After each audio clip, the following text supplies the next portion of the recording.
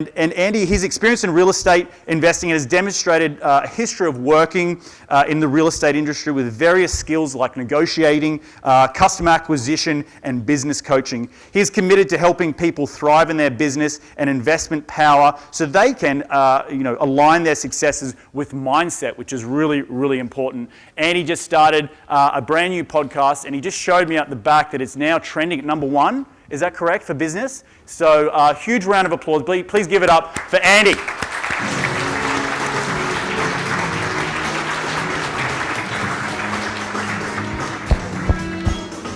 Thanks, man. Well done. Thanks, we appreciate it, brother. What's happening, everybody? I don't think I have any slides, so I'm just going to shoot from the stages.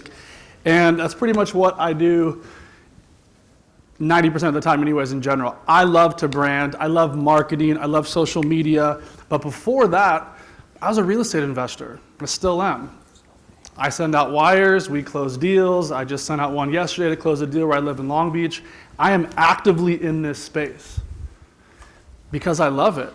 And back in, 9, 10, and 11, I was flipping houses with my partners because that's what you did, and you can pretty much throw a rock and make money back then. It's obviously shifted, as you guys know. But we did really well, and then we also started to realize that all of these things were compressing. So it's like, okay, well now what? How about we take some of this cash that we're making from flipping houses and start buying some buildings? And then everything shifted for us. Everything shifted to multifamily, really building cash flow, like huge portfolios. And then we decided to start buying land.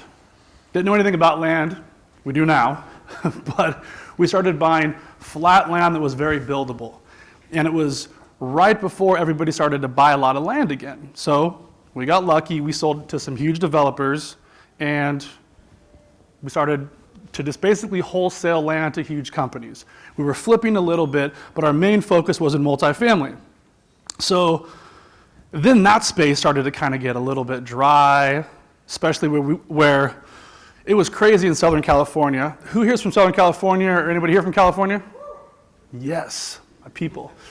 But I had mentors that said, do not buy real estate further than 2 hours from where you can drive. And that was hammered into my head. So it took me a long time to shift that mindset that was possible. So I started to take all of the profits from the buildings that we had purchased, suck out some of the equity, and started to buy stuff out of state. And it's worked out really, really well. So that's just a little bit of my story in real estate. I'm a real estate investor first. I'm a developer. I love the space of real estate. I was also raised really poor, and nobody told me any of this stuff. I was raised by a single mom. She worked her butt off for me and my brother, and it was either I was gonna work or I was gonna work. So at 12, I started to work so I could help pay, I would say probably half of the bills for my mom. Now, that was kind of hard for a 12-year-old, but at the same time, it gave me this ridiculous work ethic. And that has continued today. But I'm not here to talk about work and work ethic and real estate. You guys are gonna hear and continue to hear from some of the smartest minds in the space of multifamily. I could sit here and talk to you guys about numbers all day long. Love real estate, love this space, I'm gonna be doing it forever. I'm here today to talk to you about the power of branding, personal branding, marketing in this space. Because my entire career, I was really good at sales. I was the sales guy, I could close anything. And I always punted the marketing.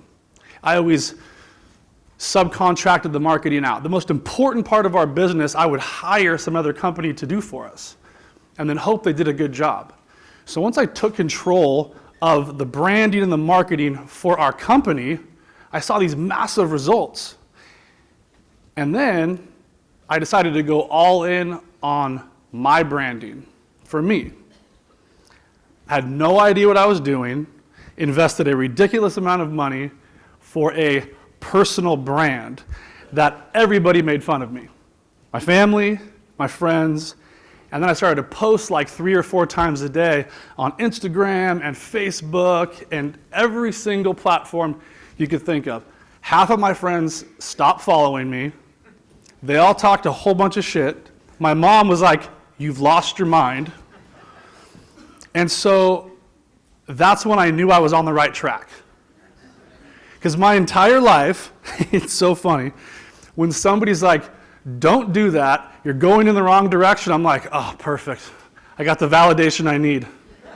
Now I know for sure I'm going in the right direction." Because it's been working for me since I was a kid. They always said, "Hey, you can't do that because you get D's and F's in school." And I had a high school counselor said it's a good thing you're a good-looking kid and a really good athlete. I'm like, what is that supposed to mean? I'm like, you watch, Miss Watson. And so I've always been in this like, you're the underdog kind of thing. But I like that. I like that feeling. So when I decided to go all in on my branding, I didn't even know where to start. So I literally hired a team and marketing, and I'm going to brand. I'm going to be this. I don't even know what I was doing. I didn't even have a website 3 years ago. My entire world in real estate that I'd done very well in was this little network in Southern California. And it was 12 investors, and 9 of them were incredible real estate attorneys. And I started to have this like crazy panic in the middle of the night. Like the market was leaving me behind. What happens if these investors leave? What happens if they decide to not do real estate anymore and they're just not that into it? Half of my net worth is going to go bye-bye. I hated the way that felt because I had no control over it. If they were the money, I was the acquisitions guy. I was the grinder. I put in the blood, sweat, and tears. They brought the money. We all made a lot of money. It was great. But I had this feeling. Who here knows who Gary Vaynerchuk is in this room? So I started following Gary, and I'm like, this guy's awesome. He's a little bit obnoxious. That's fine, so am I. He got D's and F's. Perfect, me too. And he was raised poor, so I instantly connected with him. I just listened.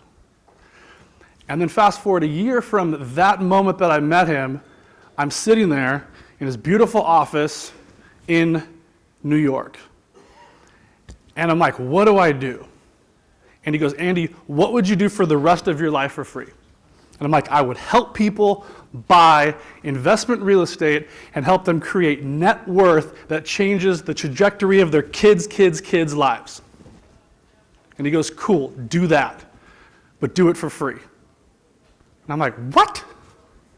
Free? He's like, yeah, give away your best stuff. All the stuff you spent hundreds of thousands of dollars to, going to seminars and masterminds and reinvesting back into yourself. Give it all away for free for a year and see what happens. I'm like, all right. So I did. And I spent even more money with 0 returns. And everybody else, you're nuts, you're wasting your time, what are you doing? But I knew, I had this feeling that I was going in the right direction. And then I started to get these emails from like my podcast that I launched in November of 2017. The first time the podcast went out, I had 3 people that listened. And then the second one, I had 7. But I knew I was helping because it was helping me get my message out there to people that didn't have the information that I had in my head. And I didn't realize this whole like, you can get really rich in real estate until I was 30. I'm 41 now. But this math makes sense to me. Multifamily makes sense to me. Having my tenants pay for my whole lifestyle makes sense to me. I like this. Creating a legacy for my family through my tenants, I love. My tenants send me Christmas cards. Like I'm the opposite of a slumlord. And I've yet to sell a property that I bought. So I'm building this thing for my kids, I'm building it for me. But what was crazy is I started to feel this shift. Like I started to feel the momentum start to happen. And then I had 100 people listen to my podcast. And then I had 7,000 followers on Instagram and then like 10,000 on Facebook. And I was like, watch out now. Here I come. But I just kept doing it. I kept speaking my truth over and over and over again. And then what happened, because I love the real estate space, I get these emails. Hey, Andy, there's this deal that I have in San Antonio. It's 2 4 units. It's not on market. It's in this trust. They have to close it in 4 days.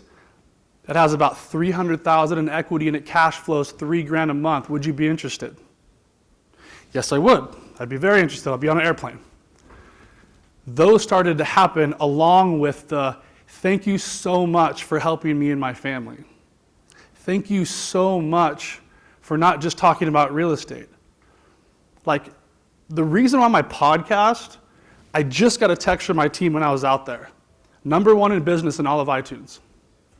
#2 in all of iTunes. I passed it. Everybody.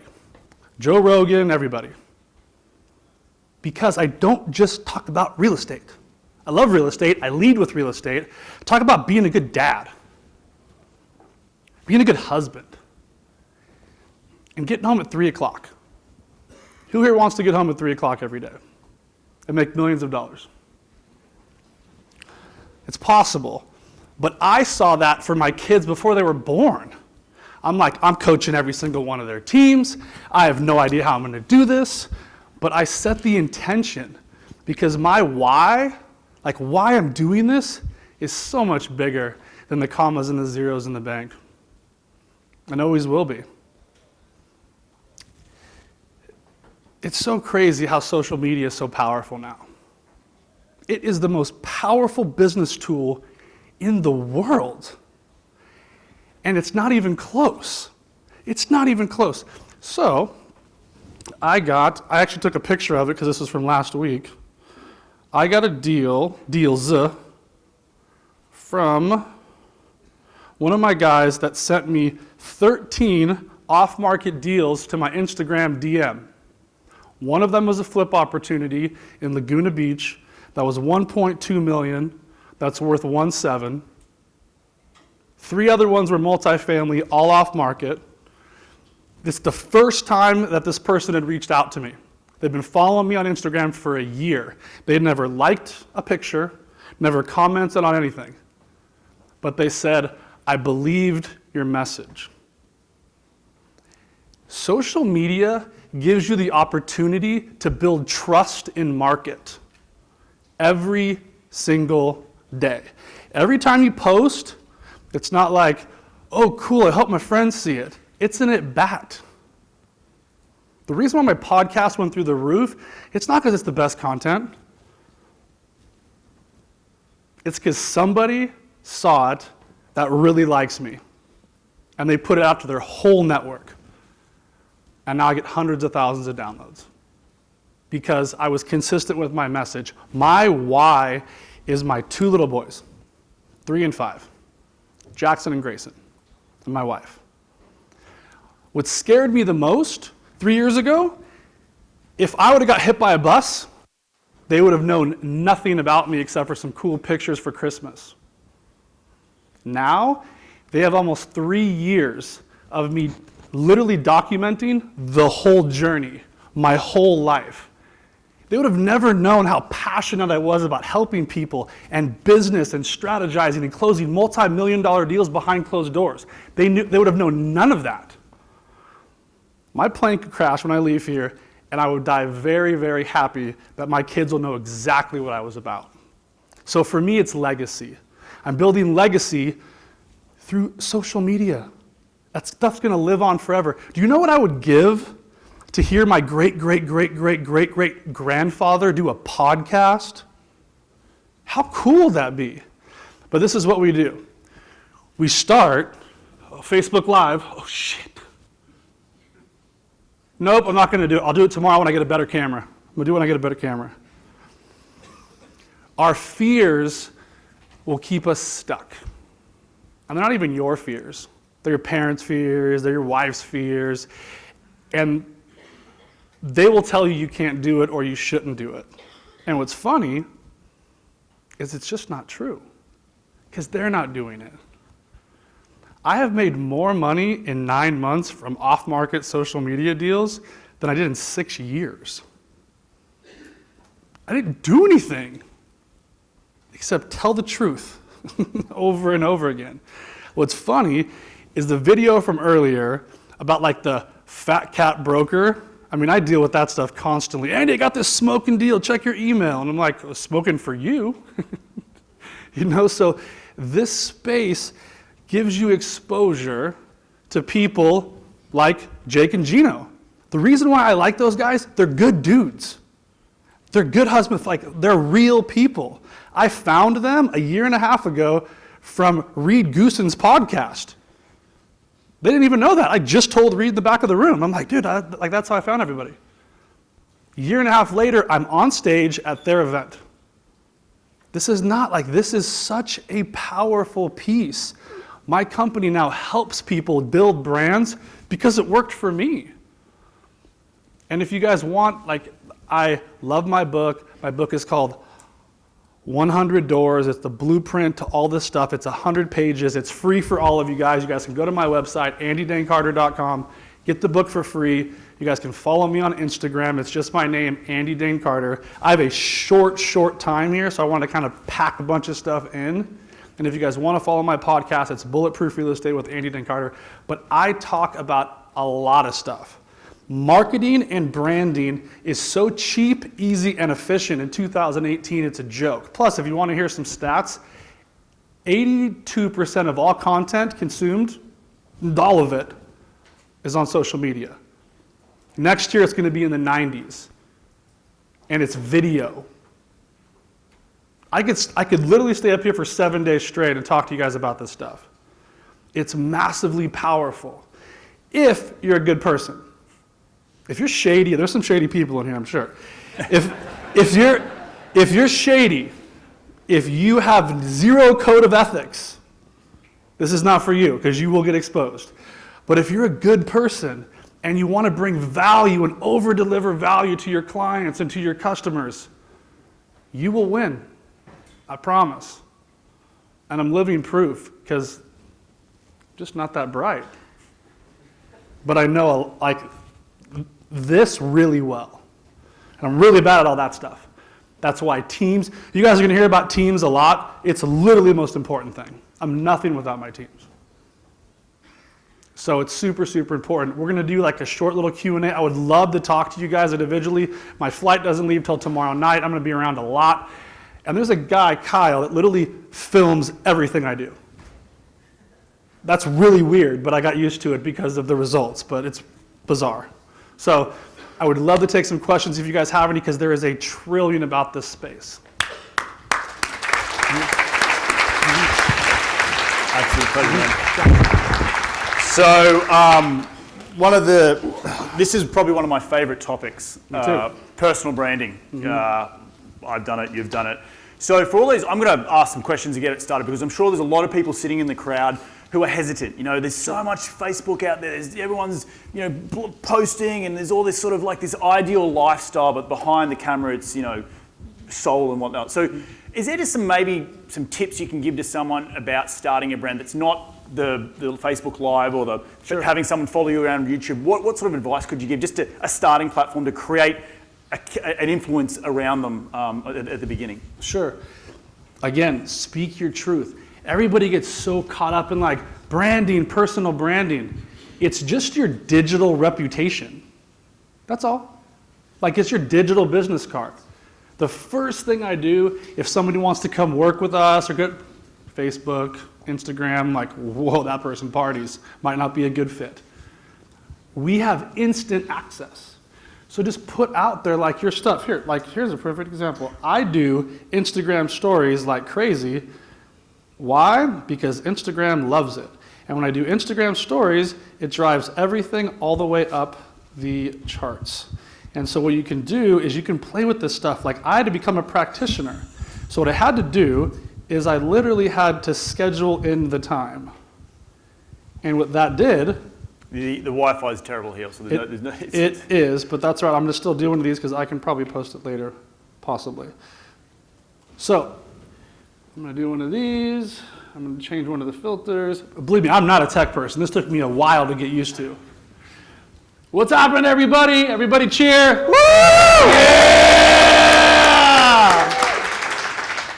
And then I'll tag everybody, and everybody will be in it. And then there's this really cool thing where you can make it, infrared. But like, I had to schedule this into my business. I scheduled 2 hours in the morning and 2 hours at night. Do you know how many hours that is compressed into a short period of time?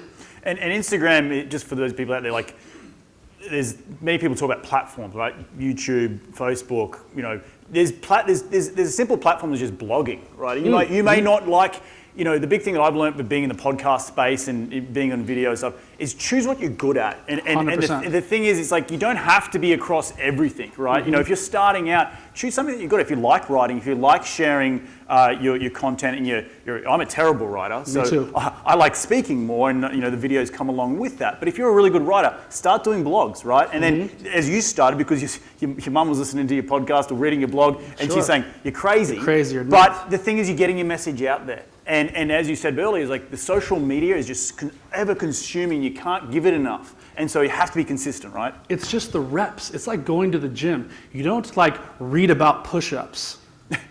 You can read about push-ups, but you're gonna have zero results. It's the reps. You can't just I'm going to the gym, I'm gonna do 1,000 crunches and leave ripped. Yeah. It doesn't work like that. Same thing with anything in life. You have to give yourself accomplishable goals, but it's very true. If you're a good writer, write.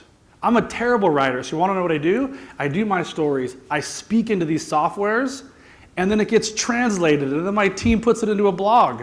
Yeah, there's one great software out there if anyone's, rev.com. I don't know if you use Rev. I wrote my book on Rev because I can't write. I spoke my book into this app for 7 straight days. Hit send to my publisher, and then 3 weeks later I had the final edit. And it was picked up in Forbes, Inc., Huffington Post, Yahoo Finance just did a big piece on it. I spoke it into an app because I'm severely dyslexic. I'm terrible, but technology has caught up with this, finally. Rev, rev.com. And it's like $1 a minute. Yeah, it's $1 a minute. I mean, it's an incredible transcription app. Great. It's great for blogs as well. So if you're stuck for ideas, you can just speak into it, and then it will transcribe it for you. It won't be perfect, right? But you've got to go and edit it. But it's very close, and it's a way that you can spend 20, 30 minutes a day, or a week even, to start a week, and then build that resume of articles. One of the big things that you spoke about is having a presence online. Simply a website isn't going to be enough, right? So do you have any advice about how many blogs you should launch a website with in order to give the reader some value straight off the bat? Sure. So it's super important to literally have a website, especially in this space, so you can have people go back. I've been to so many websites. They're gorgeous, they're beautiful, they cost all this money to build, but after I went there, there's no reason for me to ever go back. Right. My podcast is on there. All of my posts on Facebook and Instagram, everything that's on there daily. You have to give them a reason to go back to your website. But the only reason I really want them to go there is I want your email. I want your phone number. I want your zip code so I can continue to add value to you. Once you've built this list of 7,000 investors and I get some really good deals and I can't fund them because I've spent all my capital for my company, I can who wants to split it?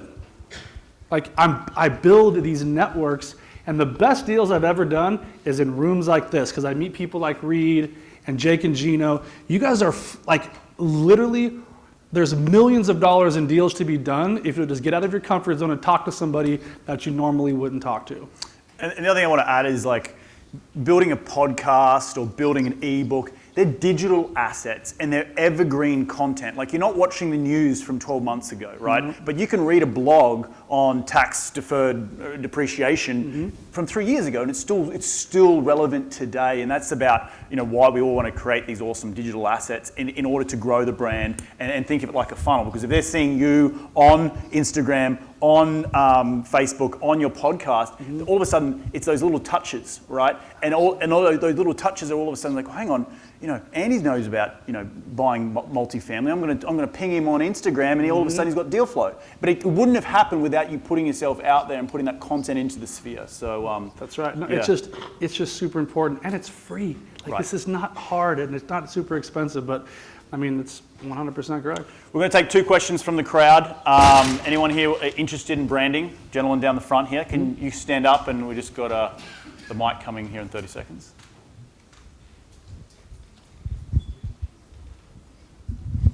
Hey Andy, Trey from Utah. What's up, Trey? What, with all the social media out there these days, what do you attribute your separation to? I mean, it's just so, there's Massive. so much.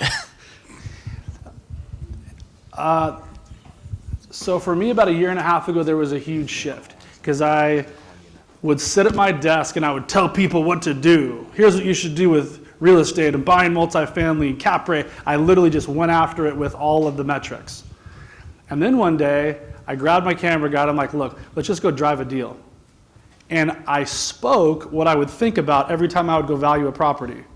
And that was just uploaded to YouTube. It got 38,000 views. My team called me and it's like, that's what you're doing from now on. And then I started talking about my kids and my wife and why it's so important for me to be home at 3 o'clock. Like, I just told my truth and what was important to me. So like whatever that is for you, that's the beauty of this thing. Like you guys all have so much value piled inside of you. You just don't give yourself permission to share it with the world. And it's crazy what comes back. So there's no wrong way to do it except to not do it. Right. Any other questions? One question in the front here.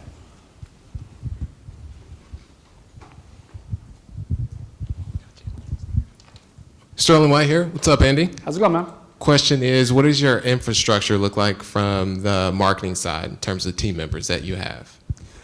So it's pretty extensive now, but that's not the way, actually, it started that way and then it went smaller and now it's gotten bigger again. So what we do is we make brand specific content for each of the platforms. Because you guys can probably speak to this, when you're on Twitter, like you're kind of on Twitter, like that's the brain you're using. And when you're on Facebook, you're like, oh, my friends. And same thing with Instagram. And then with YouTube is long format. So it's so important to like do the things that the platform was built for. But that also takes time. So what you should do first is you should post once on Instagram, and then there's these little buttons you can push it to Facebook and Twitter. So just keep doing that, and it's gonna be frustrating because like all your friends are gonna get bummed, like I told you, and they're gonna tell you you're nuts. But just provide information, just like, hey, there's this deal. I coach a lot of people in real estate, and I'm just like, just go look at properties and film it on your cell phone. Become the expert in your zone. Like, that's it. KPI. KPI is huge. Key person of influence. That's it. Yeah. All right, one more.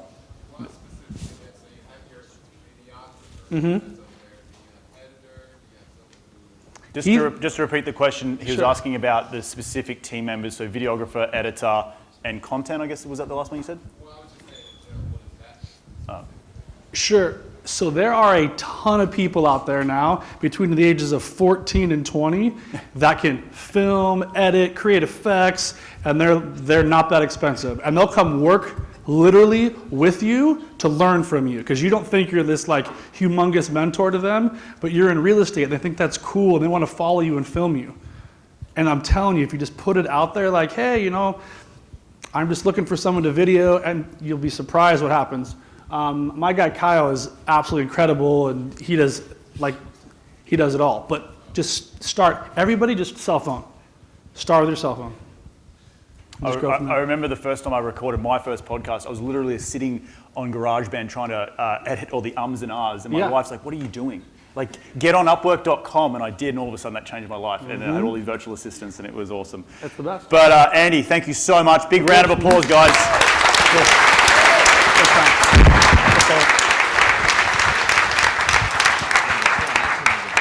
So guys, we have one